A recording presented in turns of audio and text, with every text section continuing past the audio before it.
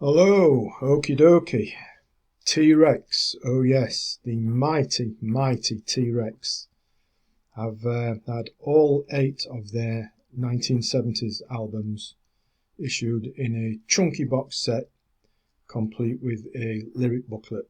Now this is essential stuff indeed, isn't it? Forgive me getting all misty-eyed and nostalgic, but if you were around in the 70s, well, you listened to T-Rex, didn't you?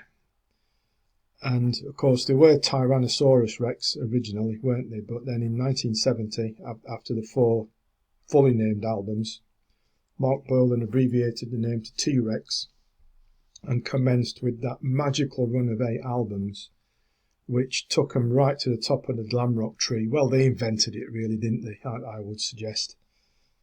And man, it's still great today. We all know the hit singles, don't we? Or surely you do if you were an early teenager as I was back then. In fact, I wasn't even a teenager for some of it. But, you know, but there was much more to T-Rex than those strutting, stomping, glam rock monster chart toppers, though. And that comes across on all 8 of these albums. We have a sturdy, nice, chunky cardboard box that they come in. You can see the cover of it there. Inside, we've got 2 folders, each containing 4 CDs, and we've got a booklet with all the lyrics in it and the track listing as well. All good stuff, right? The first self-titled album, just called T-Rex, would set them up for what would follow. The songs on T-Rex are all quite short, concise, and sort of mystical electric folk with something of a punch, I suppose. Bar the Wizard, which is around about 8 minutes of just astoundingness that's barking mad, but brilliant all the same. It's an album that oops, text coming through, let me turn that off. It's an album which kind of sets them up for what would follow, if you like, and what would follow is arguably the finest album that T-Rex did in 1971, Electric Warrior. Now, such a stunning album, as I've mentioned, arguably the best, and it sets the template, sure enough, for the whole glam rock stuff. It's heavy, it's trippy, tight, economical, stripped back, yet it's so immediate and irresistible. It went to number 1 in the album charts, as did the first single from it, Get It On. We all remember that, don't we? The follow-up, Jeepster, even better in my opinion, went to number 2. The entire album is faultless. In addition to the singles, what else we got? Mambo Sun, Cosmic Dancer, and the phenomenal rip-off in particular. What an album. So the question after that was, how could Marc and T-Rex follow up Electric Warrior? Well, that was easy as it turned out, wasn't it? The Slider in 1972. Another thundering slab of hard rocking with the hints of the bluesy boogie coming into it, which would feed in a little bit more over time. And of course it spawned yet more hit singles. Telegram Sam went to number 1, as I believe Metal Guru did as well, didn't it? I'm sure they were both number 1. But, just magical stuff again. 1973 came Tanks, and another stone cold winner. That was Tanks spelt with an X. As I say, another stone cold winner. Marc Bolan was never shy at trying new stuff, was he? And that starts to filter in on Tanks with there's more symphonics there, there's sprinklings of funk and even some gospel-like backing vocals. But you can't get away from how good it is. It's just marvellous. Tenement Lady, Broken Hearted Blues, Shock Rock, Born to Boogie, giving the glam rock, and then we've got sweeping symphonically style songs like Left Hand Luke and the Beggar Boys. Just tremendous. I mean, what a run of 4 albums there were. And on Tanks we've got some bonus tracks which I'm sure you'll find instantly recognisable if you remember your old T-Rex. Children of the Revolution, Solid Gold, Easy Action, and 20th Century Boy. I mean, what's not to like there? The band kept themselves busy, didn't they? Because the following year, in 1974, we had Zinc Alloy and the Hidden Riders of Tomorrow. And this is, well, it's one of those albums that divides opinion of a band. I suppose we can put it that way. It was such a departure in style-wise from that stomping glam rock of the previous four albums, which gave the band so much success. It was generally heavier, and unusually for Marc, he started playing rambling solos in most songs, which he'd not really done in the previous four. And those gospel-style backing vocals became much more widespread, and I think in parts too overpowering. Now, back then in '74, everyone was expecting another Slide Roar Electric Warrior, and they didn't get it. It was so much of a different style than that, and as a result, people got turned off to it, and it sold very poorly.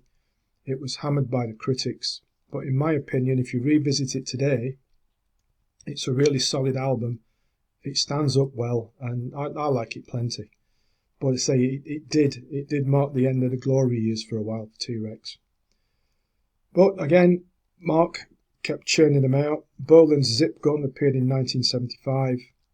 This was an effort, if I can put it this way, this was a bit of an effort to get back to basics, but didn't quite manage it. There's more funky stuff that crept in. And to me, the whole album has a feel of, well, it's going through the motions, it was phoned in. It's quite lackluster, though it does have its moments, such as Zip Gun Boogie, that's good, which is a throwback to the Electric Warrior years and showing that Marc could still hit the target, even though Bolan's Zip Gun, well, the gun fired blanks, forgive me a stunningly obvious and poor cliche.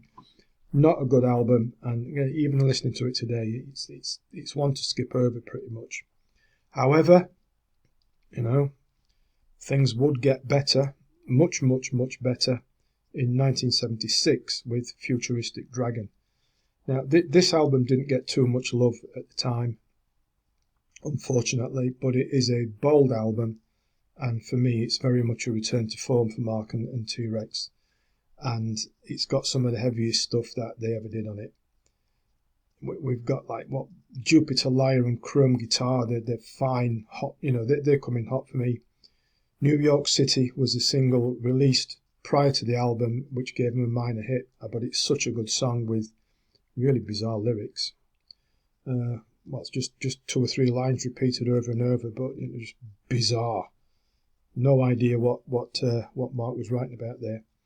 Had New York City been released, say, in the Electric Warrior days or the Slider days, it would have been a monster hit. Instead, it was just a minor one. It's so catchy.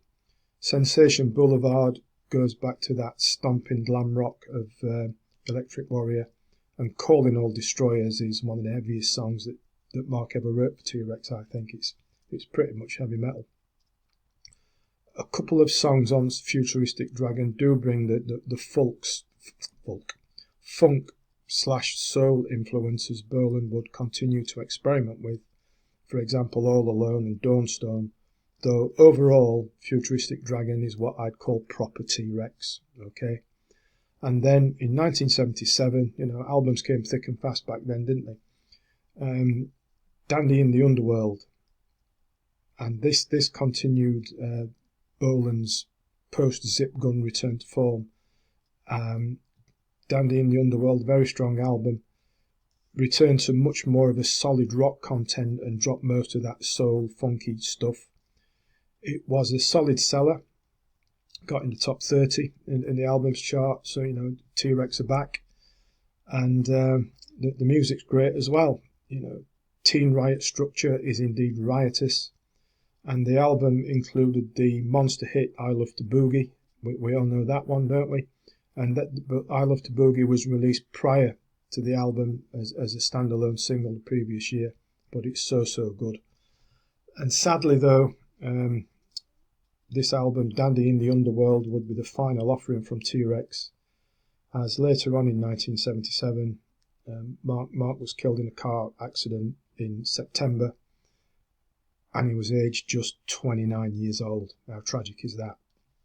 However, here we are coming up 50 years later since Dandy in the Underworld, and we've got all 8 T-Rex albums in this fantastic box set, and it's also good.